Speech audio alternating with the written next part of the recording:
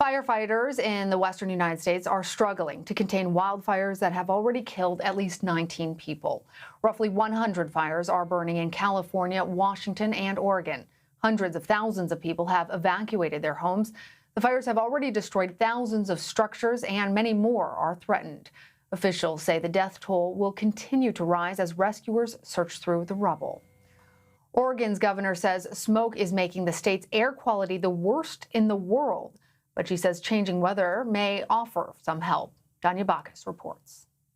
More than 1 million acres in the West, ravaged and scorched. So far in a fire season that is not even half over, and taking a tragic toll, the magnitude of which is still unknown. There are early reports from our state police that there are dozens of missing persons related to the fires. Oregon's Governor Kate Brown is pointing to the towns called Talent and Phoenix, where searchers are looking for the missing. Smoke from Oregon's 3 major fires is unimaginably widespread. Its worst air quality in the world is choking the Pacific coastline, Seattle's skyline to the north, San Francisco more than 800 miles to the south, and then to Los Angeles. The scenes and sickening air underscore for many that the climate is in crisis. Washington's Governor Jay Inslee. I think we have to start thinking there are more climate fires because that's what creates the conditions that makes them so explosive. This is a climate dam emergency. This is real. And it's happening. This is the perfect storm. California's Governor Gavin Newsom toured destruction north of Sacramento, where more than 250,000 acres burned in a national forest. The reality here is the mega fires that we're experiencing come from these mega droughts that we've experienced. People who did make it out have harrowing stories to tell. 8 of us had to go down to the end of our road, go into the sand and get down in the water to avoid the fire. Denise Hendrickson left her home in Lake Oroville, California, an area now prone to fires. I've survived 4 different fires up there until this one, and now I don't even know if my home is standing at this point. But this man's house is gone again, 2 years after fire claimed his home in a community nearby. It hurts more this time, I think, than last time, and getting things back together again and having to rebuild is rather devastating. While there is relief expected with rain in the Northwest tomorrow night, there really is no end in sight.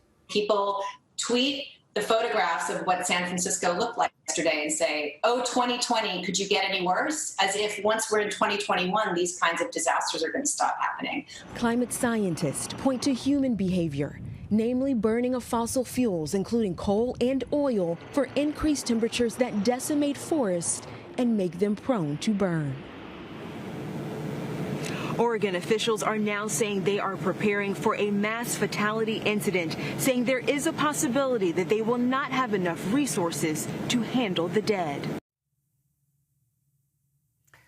I now want to bring in Jeff Berardelli to talk about the forecast, particularly regarding these wildfires.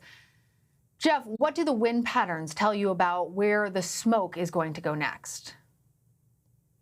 So the wind patterns will be changing. The breeze is going to pick up later tomorrow and as we head into Monday as well, and that'll push the smoke in a different direction. But take a look at this insane picture from up in space as we look down. This is what it would look like if you were in a spaceship kind of hovering above our atmosphere. Unbelievable. Look at all this smoke along the West Coast, some of it actually heading east towards Texas. The rest of it wrapping around a huge area of low pressure right here in the Pacific Ocean. And that is going to be moving eastward, which, again, Danya mentioned, could bring a little bit of rain, especially starting on Sunday night and Monday, and then more so as we head into the week. But you can see these wind currents focusing the smoke into the Pacific Ocean. That is all going to change. So watch where the smoke is right now. Some of it's headed towards the west.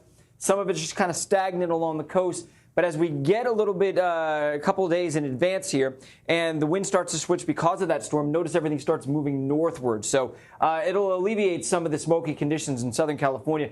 But it's also going to transport some of this smoke up into the northern tier of states as well. So that's what we're looking at in terms of smoke. Things will start to get a little bit better in places like San Francisco, but not so great in Oregon and Washington, just simply because there's a lot of fires to their south, and with winds blowing from the south to the north, it will blow the smoke up in that direction.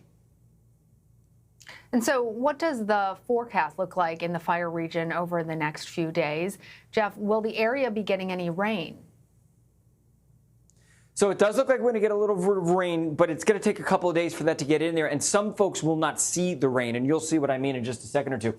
So in the meantime, this afternoon and tomorrow afternoon, temperatures are warm, conditions are dry, so not great conditions, but not horrible conditions with a major heat wave like we saw just about a week ago. So that's good news.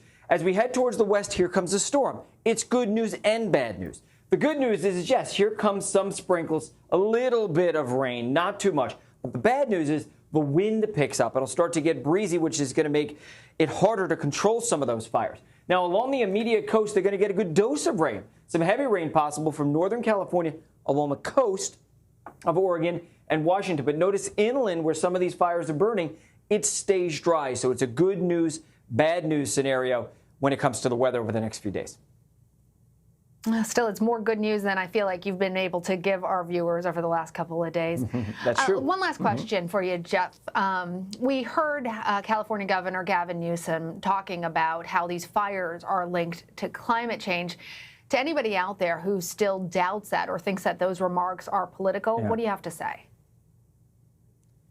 Well, I mean, is it a coincidence that Australia had its worst fire season just 6-8 months ago, and now we're seeing that exact same thing happen in California? The trends are all pointing upward gradually over the past, few decades or so. All the worst fire seasons have happened recently. But with that said, it would be disingenuous to not say that, yeah, this has something to do with, the human error or intentional human folly, if you will. There's some of that. Because fires just don't start, that it just doesn't self-combust.